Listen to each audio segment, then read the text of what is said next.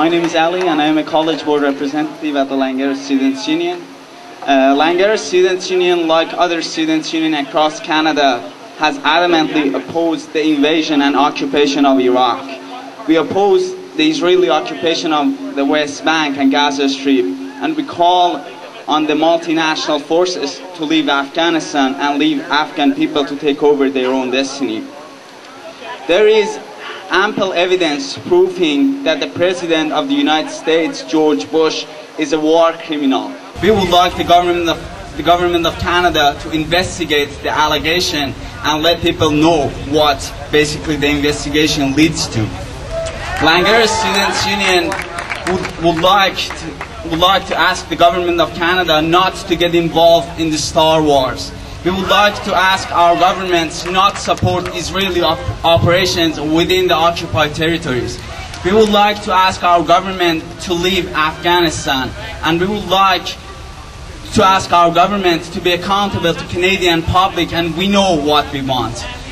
At the end, I would like to say power has never conceded anything without demand. It hasn't and it won't. Let's ask our government and let's speak out about what we think Canada should be and what we want Canada to be. Thanks a lot.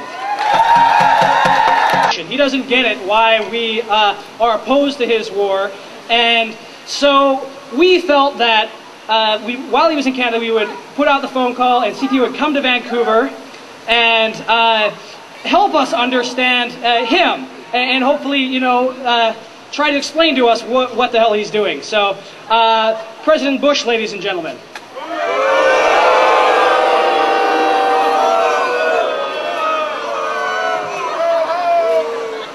Chris, it's a tough job. It's a tough job, Chris.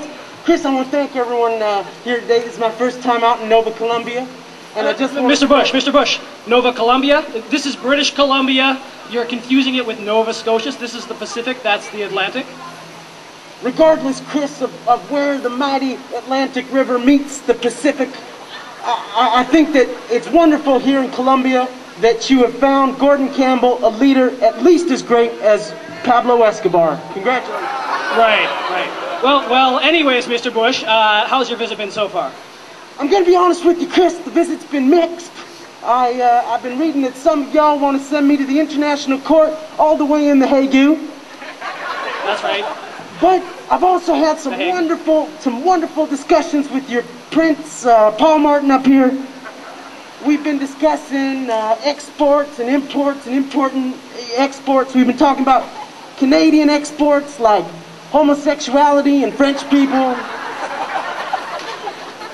And we've been talking about our exports, and I'm pleased to announce that your king, Paul Martin, has agreed to allow us to provide election machines for voting in your next federal election. Wait a minute, Mr. President. Aren't the Diebold voting machines rigged? I want to thank you, Chris. Chris, I don't want you to misunderstandicalize anything that I'm saying here tonight.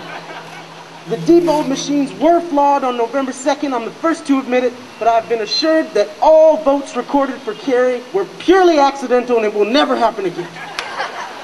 All right. Mr. Bush. It's a tough job, Chris. It's a tough job. Mr. Bush, you're at the ideological forefront of the war on terror. Let me stop you right there, Chris. Stop you right there. We're not even on the forefront anymore. We're on the 5 front and the 6 front. Al-Qaeda's on the 4 front. We got to be 2, 3, 4 steps ahead of the terrorists. We're on the 5 front, the 6 front, the 7 front of the war on terror. The Bush Doctrine, what is it? The Bush Doctrine is very simple, Chris. I'm going to explain it to you all here tonight. It's very easy to understand. A child can understand it. I understand it.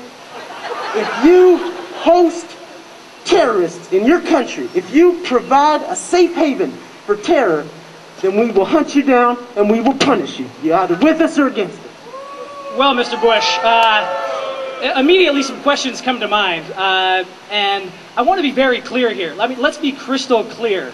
I'll be clear with you, Chris. If you welcome terrorists into your country and allow them to use your country as a base for their nefarious violence, then we will hunt you down and punish you.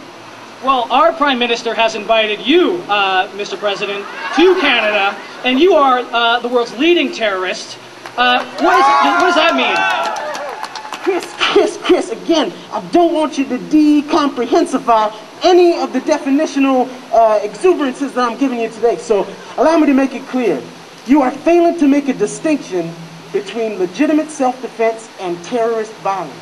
And how do you make that distinction? Very clear. Terrorist violence is rationalized using quotations from the Quran, and legitimate self-defense is rationalized using quotations from the Bible.